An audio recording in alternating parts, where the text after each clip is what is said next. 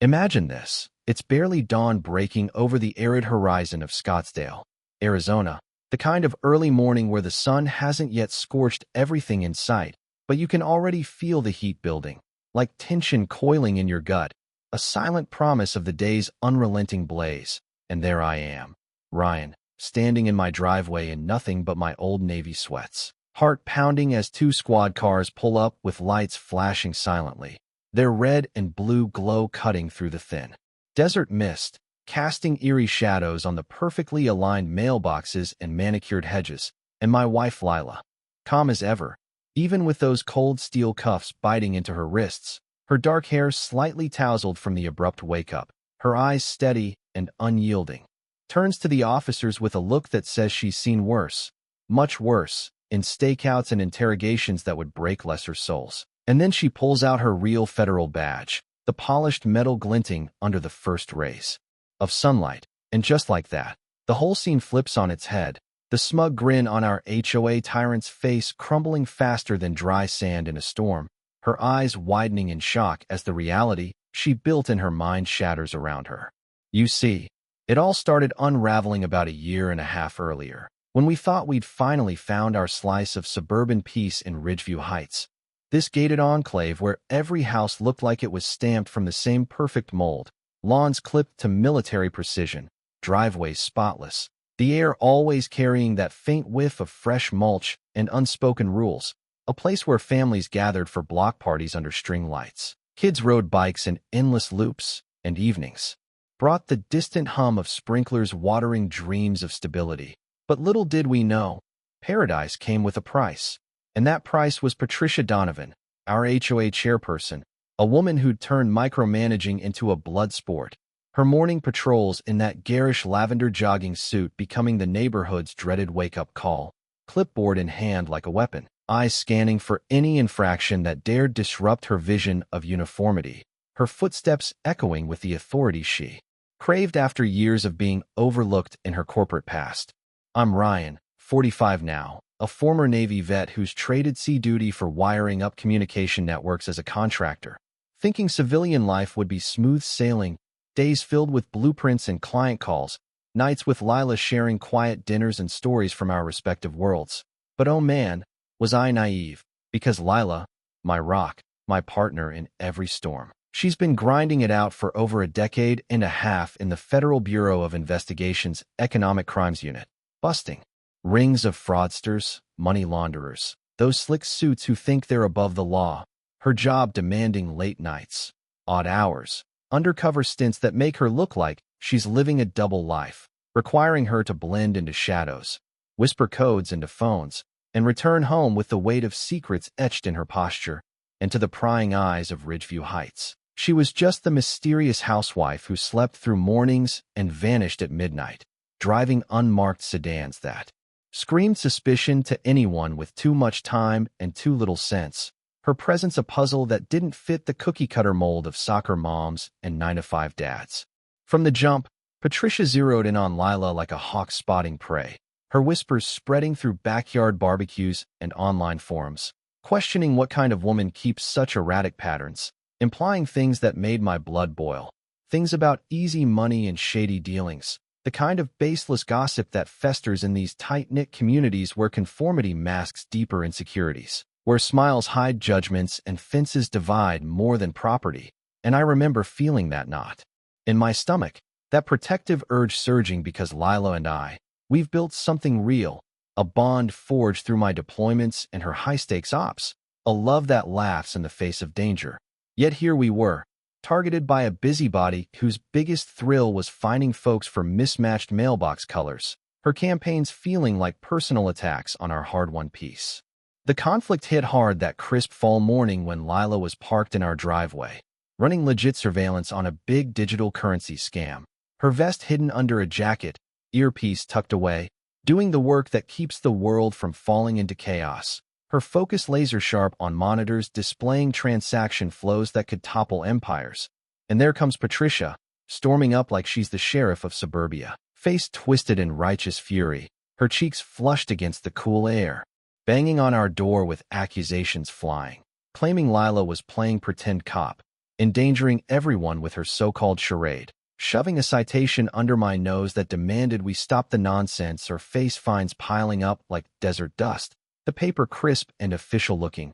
laced with threats of daily penalties, and I tried to play it cool, explaining there was a misunderstanding, my voice steady from years of command. But she cut me off, her voice sharp as cactus spines, insisting she'd documented it all, the outfits, the radios, the rotating cars, and how it was tanking our precious property values, leaving me standing there, citation in hand, wondering how our quiet life had turned into this absurd battle, the injustice simmering like the heat waves rising from the pavement. That night, Lila read the notice and let out this deep, knowing chuckle, the one that means trouble's brewing for someone else, shaking her head at the irony of a seasoned Fed getting slapped with a warning for essentially being herself, her laughter echoing in our cozy kitchen where we'd shared so many late-night talks, and we shared a moment, her hand in mine, that quiet resolve strengthening our connection, fingers interlaced as if to say we're in this together, but deep down,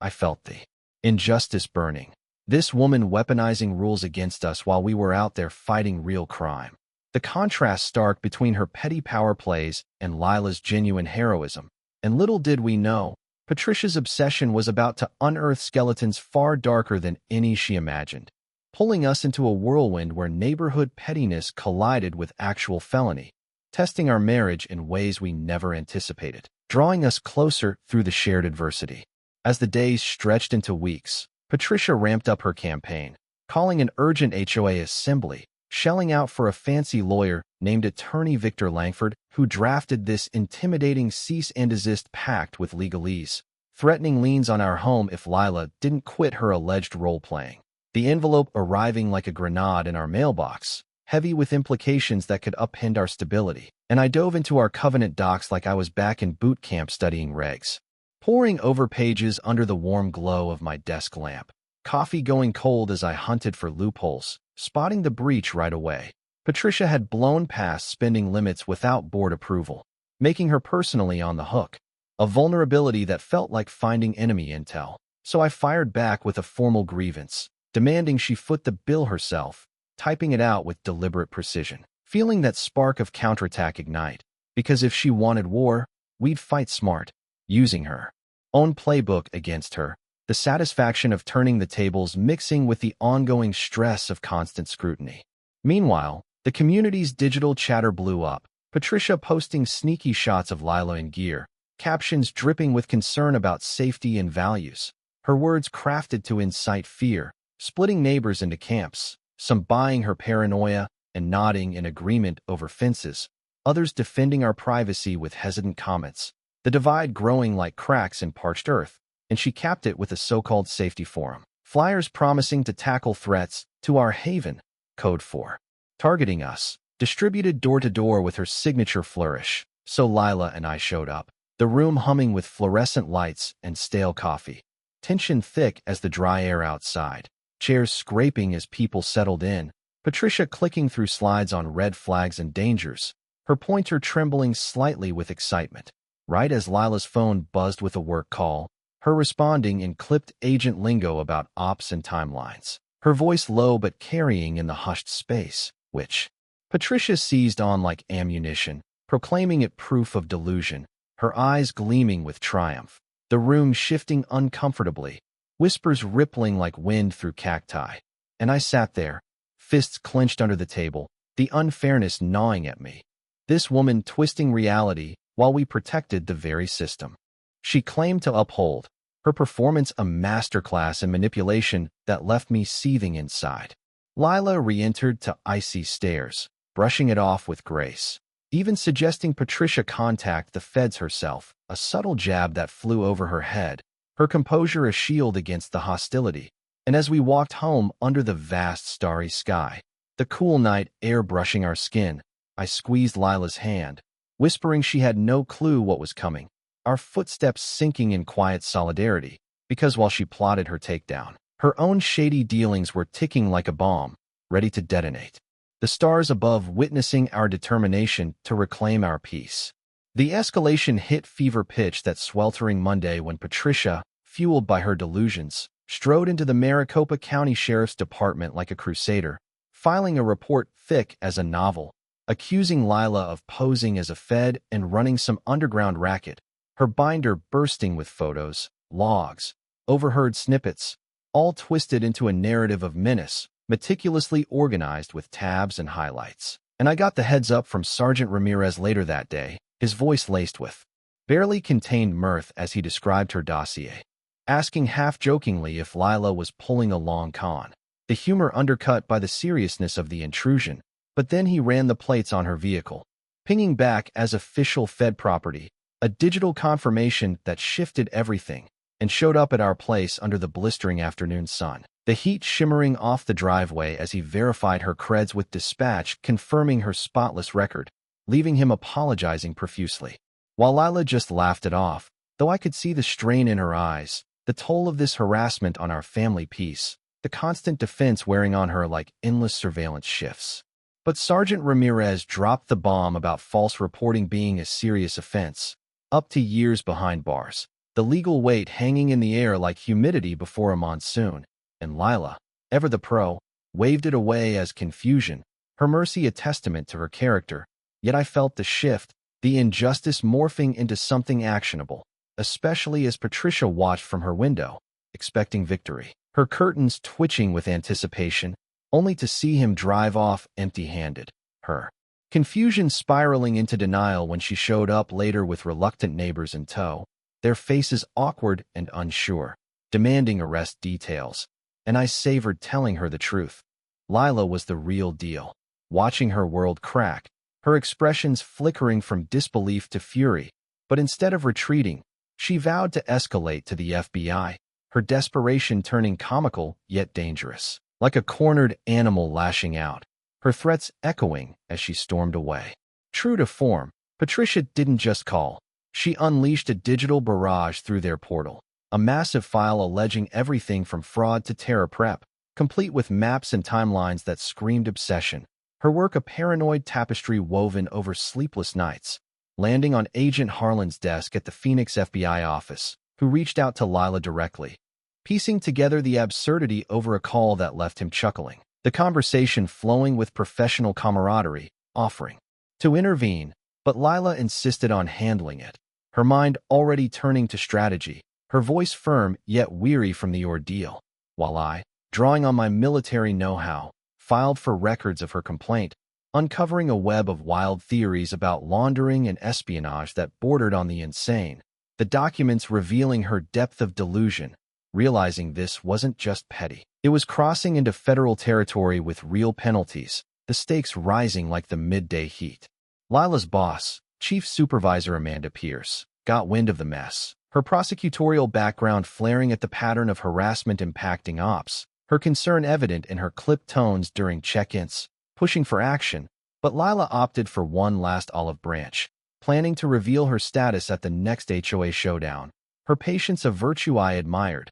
though fate had other plans, as Patricia, riding high, scheduled a bombshell meeting titled Safeguarding Against Federal Deceit, inviting media from Channel 7 News for maximum spectacle, her invitations buzzing through emails and texts. Unaware, she was scripting her own downfall, the anticipation building like thunderheads on the horizon. That's when my side quest kicked in, poring over HOA finances late into the night, numbers not adding up like a puzzle with forced pieces, my laptop screen glowing in the dim room as Lila slept nearby, spotting bogus charges to phantom firms, Arid Advisory Group for vague consulting, Summit Grounds Care for non-existent upgrades, totaling tens of thousands vanishing into thin air, cross-checked with receipts showing personal splurges on shopping sprees and getaways, a classic skim that screamed embezzlement. Each discrepancy a thread pulling at the fabric of her facade and showing Lila the proof, her expert eyes confirming the fraud, the twist hitting like lightning. This accuser of crimes committing them herself, the poetic justice almost too perfect, yet fueling our resolve to expose her, because this wasn't just about us anymore. It threatened every family's hard-earned stake in the community, the betrayal deepening the wound of her attacks. We assembled our ragtag squad over that intense weekend, turning our home into a command center buzzing with purpose and late-night caffeine. papers scattered across the table like battle plans, recruiting Carlos Mendoza, a retired accountant with a nose for fiscal foul play, who dove into the books with glee, charting the theft with graphs that visualized the drain. Emily Grant, ex-paralegal versed in white-collar law, outlining felony thresholds under state code, her notes precise and damning. Mike Harlan, fellow vet with investigative chops, mapping timelines and witnesses, his military precision mirroring my own. And Lisa Reynolds, our comms whiz, documenting it all digitally while monitoring Patricia's frantic posts, her social media feed a window into her unraveling. Lila guided from the sidelines, imparting chain of evidence wisdom without direct involvement, her lessons turning our effort prograde, revealing the full $52,000 siphoned through shells, deferred upkeep risking safety. All while Patricia preached order, the hypocrisy fueling our fire, our love as a team shining through the stress, whispered encouragements in quiet moments reminding me why we fought. Not just revenge, but for fairness, for our home. The late hours bonding us further, laughter, breaking tension over shared pizza slices. As Monday blurred into panic for Patricia, whispers of financial probes reaching her, she called a hasty session to shred docs and push shady motions for more control. The whir of the machine betraying her fear, Lisa capturing the frenzy on video from afar, her threats to neighbors reeking of desperation, even voicemailing Amanda Pierce with wild claims, her voice rising in pitch with each accusation. But we held back, letting her bury herself deeper, Amanda briefing Lila on the multi-agency complaints, elevating the stakes, our evidence packet ready for the climax, the air thick with impending reckoning. Tuesday dawn charged, the community hall transformed into Patricia's theater of judgment, lights dramatic, tables laden with her proof, the crowd swelling with anticipation, the scent of stale air and brewing storm thick, residents murmuring as Channel 7's crew set up, their equipment humming with promise of exposure, Patricia launching into her opus on corruption, flashing pics of Lila and routine tasks twisted into menace, her voice booming through the mic, the absurdity peaking as she projected intercepted Fed comms, illegally obtained, no doubt, demanding arrest, her voice echoing with unhinged zeal, sweat beading on her forehead under the lights. Sergeant Ramirez intervened, questioning her sources, his badge catching the light as he rose, the room chilling as felony whispers spread, chairs creaking with unease. But Patricia barreled on, pointing at Lila for the big reveal, her finger trembling, and that's when Lila rose, badge gleaming, introducing herself as a bona fide agent, verification offered, her stance radiating authority honed from years in the field, the silence deafening, Patricia's denial exploding into conspiracy rants, her words tumbling out in a frantic torrent, only for Carlos to drop the embezzlement bomb, projecting irrefutable ledgers, the crowd erupting in outrage over betrayed trusts, every cut corner and skimmed dollar laid bare, voices rising in a cacophony of shock and anger, the tension cresting like a wave crashing, the room alive with the electricity of revelation. Lila sealed it, her words cutting deep, highlighting the pathetic irony of a thief accusing the thief-catcher, her tone measured yet laced with the satisfaction of justice. And Sergeant Ramirez cuffed Patricia amid the chaos, the click resounding like finality, her final protests drowned in chants of accountability, the cameras rolling as justice unfolded live, raw, cinematic in its payoff. The neighborhood's collective sigh of relief palpable, tears in some eyes from the relief of truth. Emerging. In the whirlwind aftermath, Patricia's empire crumbled spectacularly, charges stacking from state theft to federal false claims, IRS audits uncovering untaxed gains, even postal fraud for her bogus addresses, her guilty plea sparing a trial, but forcing restitution ballooning to $85,000, her home sold to repay. The auction a somber event under the relentless sun, the funds birthing the Ridgeview Renewal Fund, granting scholarships to needy kids, turning poison into purpose, applications flooding. And with stories of hope, our team stepping up to lead with transparency that became a blueprint for reform, drawing admirers from afar, seminars and consultations filling our calendars. Crime dipped, kids idolizing Agent Lila, their drawings of her as a superhero adorning our fridge, My business booming with anti-fraud gigs, clients seeking our expertise nationwide, Lila lecturing on resilience, her seminars packed with eager agents, our annual Justice Fest celebrating unity with feasts and forums, music drifting through the night air, the desert blooms symbolizing rebirth, property values soaring on integrity's back, the community thriving like never before, bonds forged in adversity unbreakable. And as I reflect on that wild ride, the bonds strengthened, the wrongs righted, it all closes with a sense of profound closure, our family emerging stronger, love deepened by the fire we walked through, evenings now filled with genuine laughter and unburdened peace. But tell me, in the comments below, was this justice served fair and square, or does it blur lines between vengeance and righteousness? Where do you draw the boundary on holding power accountable, especially when it hits close to home?